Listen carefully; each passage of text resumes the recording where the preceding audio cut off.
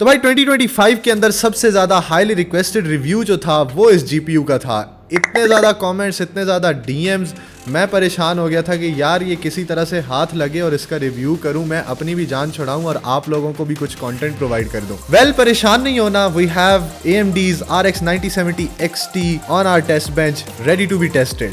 तो चलिए शुरू करते हैं।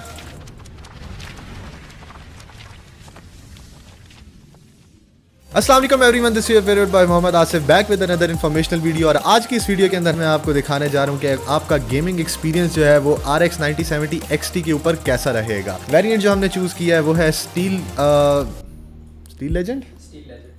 हाँ, स्टील लेजेंड। यार भूल जाता होता है, कोई मसला नहीं। खैर, एज़रॉक का स्टील लेजेंड है, वाइट कलर के अंदर आता है। अगर स्पेक्स की बात करी जाए तो 16 GB VRAM के साथ आ जाता है और परफॉर्मेंस जो है ना वो ऑलमोस्ट आप कह लो कि 5070 Ti जैसी आपको देखने को मिलती है। गेमिंग प्राइस की बात करें तो ये आपको 2,60,000 रुपये के जो है ना वो मिल जाएगा। हमारे पास भी अवेलेबल है। नॉर्मली इसकी जो प्राइस है वो मार्केट के अंदर 275,000 तक भी चल रही है, बट हम थोड़ा सा कम प्रॉफिट रख के आपके लिए 260 में आपको दे देंगे, तो परेशान आपने नहीं होना। 260 के अंदर आपको ये जीपीयू मिल जाएगा। यहाँ पे एक चीज़ मैं क्लियर कर दूं, हम किसी भी, जैसे हमने लास्ट 5060 Ti की वीडियो में किया था, हम किसी जीपीयू के साथ इसका कंपैरिजन नहीं कर रहे होंगे। I will just be giving your perspective कि अगर आप जो है वो एक 9070 XT लेते हैं तो आप 1440p पे कैसी जो है वो गेमिंग एक्सपीरियंस कर सकते हैं, आपको कैसी परफॉर्मेंस देखने को मिल सकती है इस जीपीयू से। अगर वैसे नॉर्मली बात करें जाए कंपैरिजन की, तो इस प्राइस रेंज में जो आपको 5070 मिलता है गेमिंग के अंदर जो है वो काफ़ी ज़्यादा पीछे चला जाता है। 9070 XT जो है वो 5070 Ti को कम्पीट करता है, जो कि आपको 3,30,000 40,000 रुपये की तक की प्राइस ब्रैकेट में देखने को मिल रहा होता है।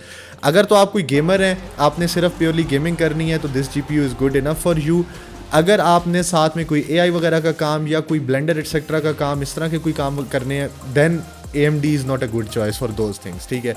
एंड 4K के लिए ये कार्ड नहीं बना। Let's just be honest, 16 GB VRAM जो है वो आपकी 1440p के लिए गुड इनफ है, लेकिन 4K के ऊपर अगर आप चलाना चाहो बहुत सारी games, like 90% of the games आपकी चल तो जाएंगी, लेकिन I will still not consider this GPU to be a 4K gaming graphic card. It is a 1440p high refresh rate GPU, ठीक है, उसके अंदर आप इसको कंसिडर कर सकते हो। तो चलिए चलते हैं हम लोग अपने टेस्ट मैच की तरफ और अपनी जो हमारे गेमिंग रिव्यूज़ हैं उसकी तरफ। अच्छा, तो boys, the first game we have on our panel is RDR2 and ये जो है गेम प्लेज ऑलरेडी रिकॉर्डेड है। मैं सिर्फ उनको जो है वो वीडियोज़ उनकी प्ले कर रहा हूँ, मैं इन रियल टाइम जो है वो खेल नहीं रहा, क्योंकि फिर काफ़ी ज़्यादा हेक्टिक हो जाती है वो चीज़। सो सबसे पहले हम RDR2 को देख लेते हैं। RDR2 में एज़ यू कैन सी तकरीबन सारी चीज़ें जो है वो like at most ultra settings पे हैं। कोई भी सेटिंग्स जो है ना वो मीडियम या लो पे नहीं है। This is without any FSR etcetera, आप स्केलिंग कुछ भी नहीं है किसी भी टाइप की। और आप देख सकते हो कि जो हमारे FPS हैं वो हमें ऑन एवरेज 50 से 55 या 50 से 60 के दरमियान देखने को मिल रहे हैं, मोस्टली 50 से 55 के दरमियान। पावर कंजम्पशन की बात करें तो ऑलमोस्ट 300 वॉट्स जो है ना वो ये जीपीयू कंज्यूम करता है। और टेम्परेचर जो हैं वो आपके सामने है, काफ़ी बेहतर है, 67 डिग्रीज़। एंड VRAM, अच्छा यहाँ पे अब चीज़ आती है कि अक्सर लोग जो 8 GB VRAM के ऊपर कहते हैं कि यार उसके ऊपर आपको कंपनी को कुछ नहीं कहना चाहिए। ठीक है, 8 GB VRAM works fine, but right now you can see कि ये 1440p पे है RDR2 एंड इसके अंदर आपकी ऑलमोस्ट 9 GB VRAM जो है वो यूज़ हो रही है, ठीक है। सो दिस इज़ समथिंग जिस चीज़ का लोगों को आइडिया मतलब होता तो है, but for some reason I don't know क्या करते हैं, क्यों उस चीज़ को इग्नोर कर देते हैं। थोड़े से बीच में हमें 60 तक भी जाते हुए दिखते हैं कि FPS हमारे 60 तक भी जा रहे हैं, बट ओवरऑल अगर हम बात करें, if I skip it a little bit more into the game, ठीक है, तो आप देख सकते हो थोड़ा सा अगर हम ट्रीज़ और माउंटेन से दूर आते हैं तो हमारे 60 में आ जाते हैं, बट उसके अलावा ignore the bad game play by the way, ठीक है।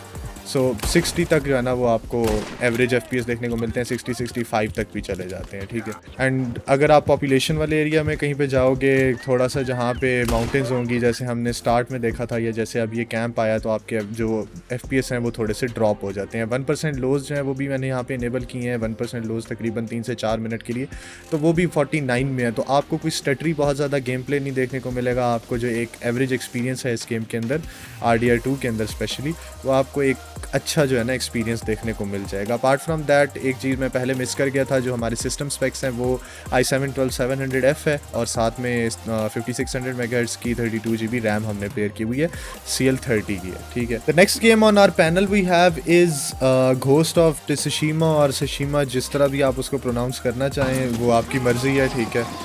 एंड थोड़ी सी आवाज़ मैं कम कर लेता हूँ, ओके। इस गेम के अंदर जो है ना आपको जो एवरेज FPS हैं वो इन स्टार्ट तकरीबन जो है वो 85 से 95 के दरमियान फ्लक्चुएट होते हुए देखने को मिलेंगे। ऑन एवरेज आपको जो है ना 100 FPS तक भी थोड़ा सा आगे जाके देखने को मिल जाएगा। बट अगर हम लोग एक एवरेज बात करें तो आपके जो है ना वो 90 FPS आ रहे हैं। अभी भी on top left you can see कि एवरेज FPS जो है वो हमारे 94 हैं और 1% लोज जो है वो 75-76 के अंदर है, which is still quite good, ठीक है। This is not something which is bad. If we skip a little bit more तो 100 FPS आप देख सकते हो, आपको 105 तक देखने को मिल रहे हैं। 1% लोज भी आपके थोड़े से बेहतर हो जाते हैं, उस लिहाज से भी आपको एक अच्छा जो है ना वो मिल जाता है गेमिंग एक्सपीरियंस। और एक चीज़ और माइंड में आप ये रखिएगा कि ये सारी जो है ना ये आपको एवरीथिंग अल्ट्रा पे है, ठीक है।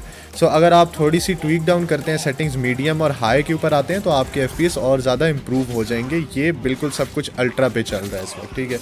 And this is a great game by the way, if you have not played this one तो डू ट्राई इट।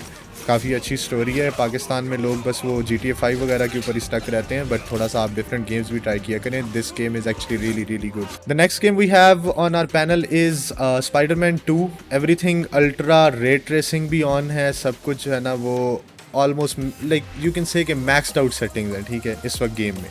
एंड 1% लोज हमारे पास 40 FPS आ रहे हैं, एवरेज FPS हमारे 55 हैं और तकरीबन 60 और 50 के दरमियान में हम फ्लक्चुएट करते हैं। डिपेंड्स अपॉन दैट कि आप अगर बिल्डिंग पे चले जाते हो, बिल्डिंग में क्लाइंब करते हो, जो कि अभी थोड़ी देर में मैं यहाँ पे डेमोन्स्ट्रेट भी करूँगा, तो FPS जो है वो हमारे थोड़े से बेहतर हो जाते हैं as soon as you go on to a building etcetera.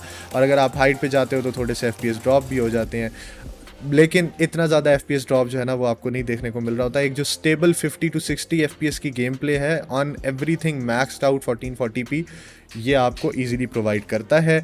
और VRAM की बात की जाए तो अब यहाँ पे 12 GB का जो GPU है, फॉर एग्जांपल 5070 या 4070 सुपर वगैरह, वो भी आपके प्रॉपरली काम नहीं कर पाते हैं। आप अगर VRAM यूजेज इस गेम के अंदर देखो तो 14 GB तक इसकी VRAM यूज़ हो रही है। अच्छा, यहाँ पे इफ़ यू कैन सी अब 70s में FPS हमारे फ्लक्चुएट होते हैं।